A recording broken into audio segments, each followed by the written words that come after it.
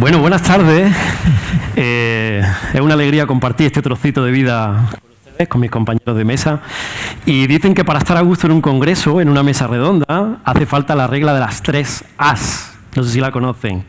Que es amor al tema, es afecto a las personas con las que estás y un mínimo de autoestima en el corazón de todos. Yo imagino que tenemos todos los ingredientes para estar cómodos esta tarde. Bien, en este sentido, haciendo un esfuerzo de síntesis, a ver, ¿cómo se avanza? Aquí, me parece que está. Aquí, sí. Ahí está. Muy bien, muchas gracias. Yo quisiera muy rápidamente compartir una leyenda que me viene bien para ilustrar lo que estamos hablando. No sé si conocen ustedes la leyenda del campo de cebollas. Uy, en un congreso decir una leyenda a lo mejor rompe un poco, ¿no? Dicen que antiguamente, muy cerca de aquí de Córdoba, había un campo en el que había un montón de cebollas de distintos colores. Esto era un misterio científico.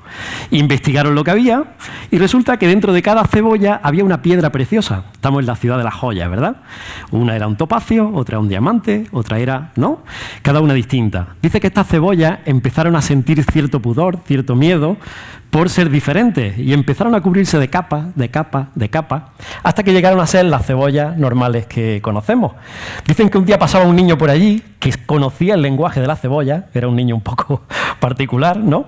Y hablando con la cebolla, dice que se emocionó de la historia que le contaron, por un lado alegría, pero por otro lado tristeza, y entonces cuenta la leyenda que desde entonces los seres humanos lloramos cada vez que una cebolla nos abre su corazón.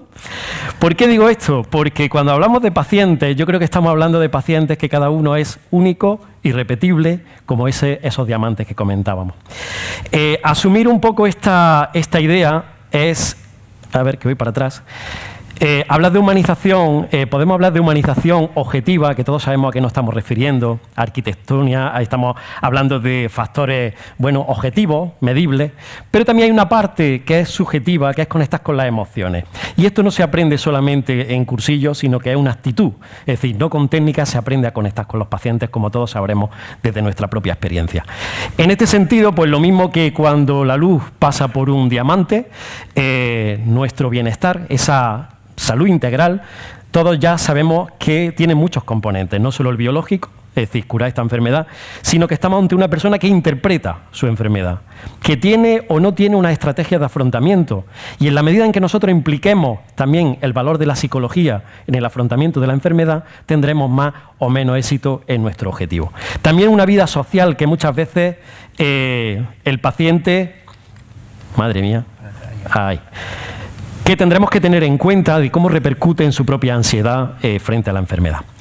Algunas aportaciones que venimos trabajando desde la psicología en la Universidad de Granada, que quiero compartir humildemente, pues bueno, pues como diría mi madre, como las lentejas, ¿no? Pues si alguna nos vale, pues podremos a lo mejor sacarle algún provecho.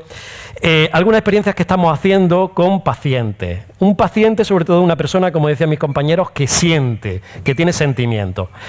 El año pasado, por ejemplo, y aquí quiero agradecer al doctor Bayona también la apuesta que ha hecho en este sentido por tener en cuenta los aspectos de humanización, también dentro de los equipos, hemos hecho una experiencia de trabajo con supervisores del complejo hospitalario universitario para trabajar precisamente estos aspectos de humanización. Cómo aprender a comunicarnos. Los seres humanos nacemos sin manual de instrucciones, ¿verdad? Y esta comunicación es algo que tenemos que aprender. Muchas veces hablamos de humanización en los pacientes, pero se nos olvida que los profesionales somos humanos, nos cansamos, no tenemos respuestas para todo, tenemos problemas, etcétera. Bueno, pues también tenemos que formarnos, tenemos que trabajar y desde la psicología pues creemos que podemos hacer una aportación junto a las otras ciencias muy interesante. Como comentaba mi compañera Delia, hay un proverbio japonés que dice que las personas tropezamos con las piedras pequeñas porque las grandes enseguida se ven. Y en este sentido, humanizar el trato a veces son pequeños gestos, como comentábamos, de mantener la mirada, de no hacer otras actividades mientras escuchamos al paciente, etcétera, y que todos ya sabemos de sobra. Hay una parte que yo todavía me sigue llamando la atención cuando trabajamos con sanitarios, que es en el tema de aprender a dar las malas noticias, y creo que todavía hay carencia en este sentido, que habría que empezar por los propios planes de estudio de los sanitarios, ¿verdad? Es decir, que se nos enseñara de alguna forma todo esto, pero si no se nos enseña en los contextos universitarios, a lo mejor sería interesante pues un reciclaje y que podamos aprenderlo. Siempre estamos a tiempo. Otras iniciativas que estamos trabajando, yo por ejemplo me dedico a trabajar con personas mayores y concretamente el final de la vida, con enfermos terminales, etcétera. Una de las cosas que hemos visto que está funcionando muy bien es empezar a trabajar con los historiales emocionales. No solamente los historiales biomédicos, ¿verdad?, sino también aquellos aspectos que puedan ser importantes, y no hablo de trastornos cognitivos, sino de aspectos vivenciales que puedan ser importantes para conectar con la persona cuando nos comunicamos. Por ejemplo, con las personas mayores, posiblemente despertar algún dato, como puede ser el nombre del nieto o como puede ser su plato favorito, puede ser que sea el secreto para conectar con las emociones de la persona. Entonces, a lo mejor yo creo que podemos caminar un poco en esta línea, desde lo que es las cajas de los recuerdos a lo que es los propios programas informáticos. ¿Por qué no? Pueden tener con la correspondiente tema de privacidad de datos, ¿verdad?, pero tener un rinconcito cada profesional donde poder hacer sus anotaciones sobre pacientes concretos, de forma que a la siguiente encuentro podamos tener un encuentro enseguida directo a las emociones, ¿verdad? Humanizar los contextos sanitarios, es decir, a veces los contextos sanitarios se está avanzando, ¿verdad?, pero todavía en muchos lugares siguen siendo contextos un poco fríos, es decir, que le falta esa calidez humana. Esto pasa por la decoración, pasa por lo que sería un poco la misma indumentaria de los profesionales. Las mismas salas de espera, que las salas de espera muchas veces... yo siempre digo que el tiempo es oro, ¿verdad? Y ahí en las salas de espera, desgraciadamente, se pierde mucho tiempo, tanto en pacientes como cuidadores. Qué interesante sería caminar en la línea de convertir estas salas de espera pues, en pequeñas salas informales de formación, aunque sea a través de plasma o a través de lo que se nos ocurra, pero que ese tiempo repercuta de alguna forma en estrategias de autocuidado. Bien, por ejemplo, ¿por qué no fomentar las hojas de felicitación? Estamos acostumbrados siempre en lo negativo, ¿verdad?, las hojas de reclamaciones. ¿Por qué no fomentar también, cuando un profesional lo hace bien, que se le pueda comunicar de una forma ágil, o que los propios pacientes puedan participar en las tomas de decisiones de algunos aspectos de la vida sanitaria? ¿Por qué no? Las tecnologías lo permiten. Las mismas llamadas de satisfacción postmédica, sería interesante caminar un poco en esa línea también. Y hay un proyecto que ha comentado Delia, que ha salido, que hace poco allí en Granada vino la persona que lo puso en marcha, el doctor Gavieras, que muchos de ustedes lo conocerán, que creo que es una inspiración, que es humanizar los cuidados intensivos. Si vale para cuidados intensivos, también podríamos extrapolarlo a otras unidades atencionales sanitarias, ¿verdad? En este sentido, pues podemos, por ejemplo, 2 minutos, caminar en horarios más flexibles. Si la persona, las emociones en un momento tan importante necesita el contacto con sus seres queridos, tendríamos que ingeniar un poco a lo mejor esa flexibilización. El rediseño de esas salas de espera, la implicación de la familia en los cuidados, la naturaleza, sobre todo en el proceso de morir. Creo que es el momento más importante del ciclo vital y a veces, pues bueno, la persona sería interesante que pudiese elegir un poco cómo le gustaría que fuese ese momento.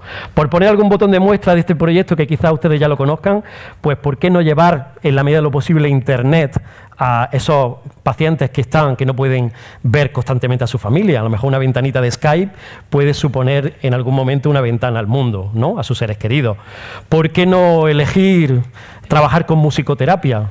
Elegir la banda sonora de nuestro final, ¿por qué no? Son cosas que se pueden ir trabajando. El derecho a una habitación individual, creo que en el País Vasco ya por ley un enfermo terminal tiene derecho a una habitación individual, ¿verdad? Esto sería muy interesante.